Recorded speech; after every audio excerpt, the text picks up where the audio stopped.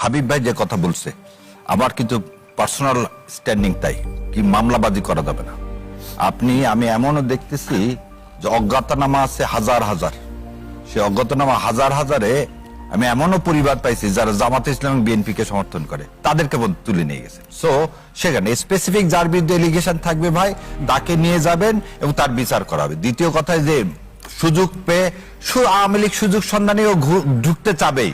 এদের ছাত্র দলের ছেলে পেলে পিটা একটা জায়গায় বন্ধ করে দিচ্ছে, পুলিশ এক জায়গায় অ্যারেস্ট করছে। তার মানে এই না যে আমরা we will open the flood gate, আর যে ফ্লাড গেট ওপেন করতে চাক সেটাকে আমরা প্রতিহত করবো। যাক, আমি আগের কোশ্চেনে একটু আসি।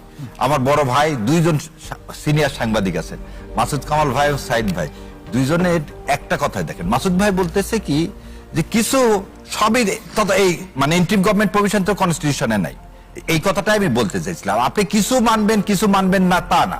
আর সাইদ ভাই যেটা বলতেছে 12ই ফেব্রুয়ারি পর্যন্ত সব বৈধ।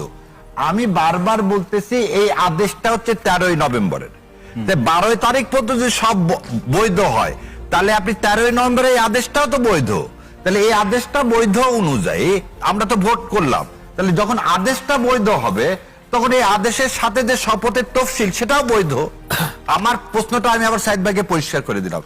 হ্যাঁ, সুপ্রিম কোর্টে 106 এই সরকার গঠন হয়েছে, এই সরকারের শপথ করছেন, সেটাও তৈরি করা হয়েছে একটা শপথ, সেটা তো কনস্টিটিউশনের মধ্যে নাই। আপনি একটা শপথ তৈরি করছেন অ্যাজ লাইক অ্যাজ দিস শপথের মতন তৈরি করে তো আপনি করছেন। সেখানে আজকে সবচেয়ে বড় একটা জিনিস কি, বিএনপি কিন্তু একবারও বলতেছে না যে ওনারা করবেন না, মাইন্ডেড। এই জায়গাতে কিন্তু একটা যেটা জামাত ইসলামের সম্মানিত আমিন বলছেন যে ওনারা করবেন, কেমন করে করবেন আমরা সেটা দেখতে চাই।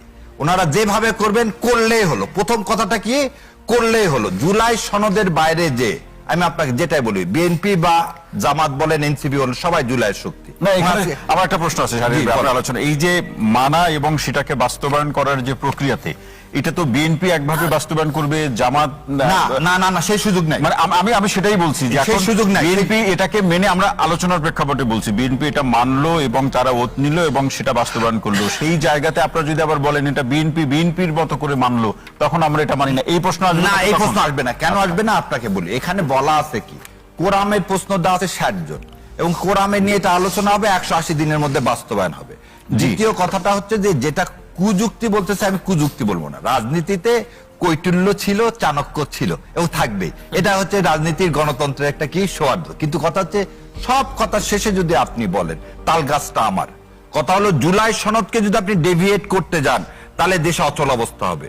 এই জায়গাতে যাওয়া যাবে না। আমাদেরকে ধারণ করে, জুলাইকে ধারণ করে, যেমন আমি আজকে বলি, আজকে সকালবেলা আপনারা দেখছেন কিনা জনাব তারেক রহমান